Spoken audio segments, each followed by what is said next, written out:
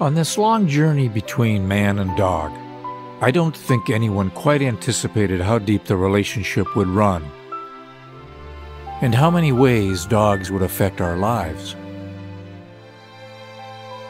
There are amazing stories such as Sebastian, a Basque herder on Wyoming's South Pass who became lost in a blizzard for 3 days with his sheepdogs, Pinto and Montes. We huddled under a tree, and I know I would not be alive today without my dogs. I wouldn't sell them for $1 million, said Sebastian, as he recuperated alongside his sheep wagon.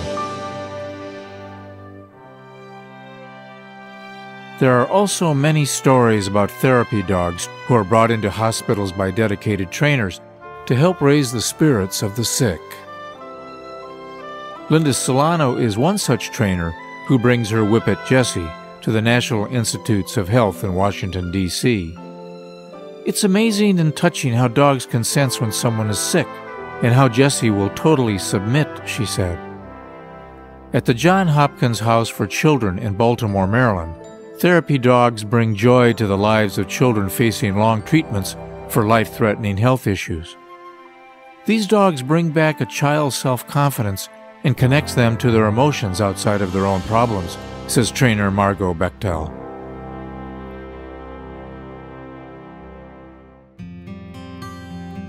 North of San Francisco along California's Pacific coast, near the wine country, you'll find the Assistance Dog Institute, which breeds and trains golden retrievers to help adults with disabilities.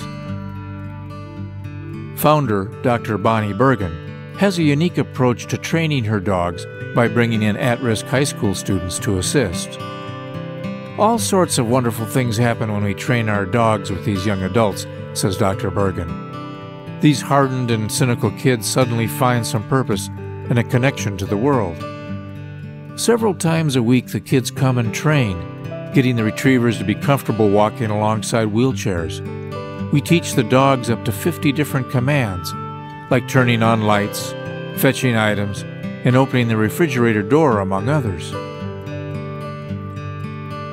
From time to time, students bring their dogs back to their campus room, spending time reading and grooming them. This has really been something for me, said Melanie with her trainer dog Pierce by her side. Pierce has actually, for the first time, let me feel what it's like to love.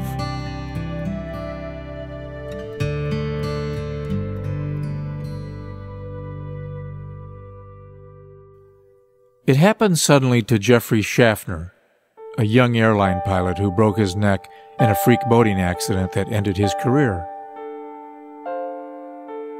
It was a long road back from depression, said Jeffrey. I had a chance to get an assistance dog, and at first I wasn't sure I wanted or needed one. But I'll tell you, besides all the practical things my dog Gon will do for me, I discovered what true companionship a service dog can provide. And what friend would be there for me for all the doctor visits and all the other little things that come up during the day, said Jeffrey. Who will be there to pick up my car keys when they drop on the floor? If I was just a man in a wheelchair, no one would take time to talk to me, unless Gon, my dog, is with me. The most inspiring moments for me is leaving my home and going down to be close to the ocean with him. This is what keeps my spirits up and my heart pumping, said Jeffrey.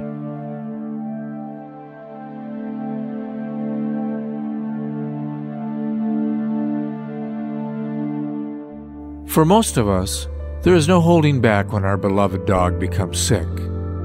Today, heroic efforts are being made to save and enhance the quality of life of our ailing pets.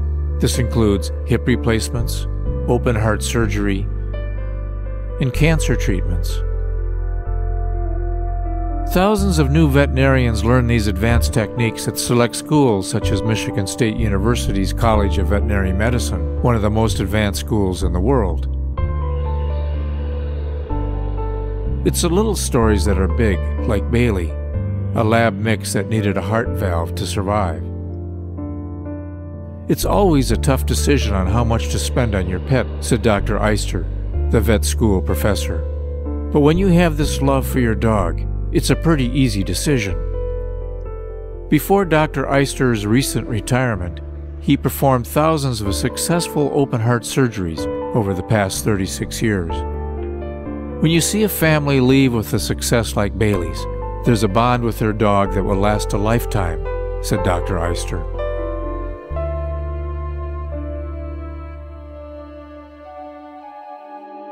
Unfortunately, not every dog gets to end its day in the warm sun on the back porch. There are hundreds of thousands of dogs around the world that are alone, neglected, or abused, and in need of a good home. It's a growing problem, and animal shelters are being overwhelmed. In large cities, dog shelters have been built to manage the unwanted dogs brought in each year. In London's famous Battersea Dogs Home, the number of abandoned dogs each year has reached over 9,000, and the numbers continue to grow. Our goal is to take in every dog and restore them to their former glory, says Helen Tennant of Battersea's. Most of our dogs find places through our rehoming process, says Helen. People come in and walk our campus to find that perfect dog. But as I watched the process, my heart went out to those dogs that were left behind, especially the larger, older dogs which are harder to place. There was no denying that the little puppies had it the easiest when it came to finding new homes. Beginning in 1995, Battersea Home for Dogs decided to hold an annual reunion for owners and their rescue dogs at a nearby park. It started out with only a handful of people, but more than 3,000 dogs and 7,000 people turned out for a recent reunion, where they shared their stories and competed in events. It's our way of staying in touch with the dogs and their families. We've created a sense of belonging to one of the great dog rescue efforts, said Helen Tennant. We all get a bit wacky over our dogs, don't we? And this is the time and place you can do it, and no one questions it. But there's no denying that taking care of our unwanted dogs is a monumental task of finding a good home for each and every dog.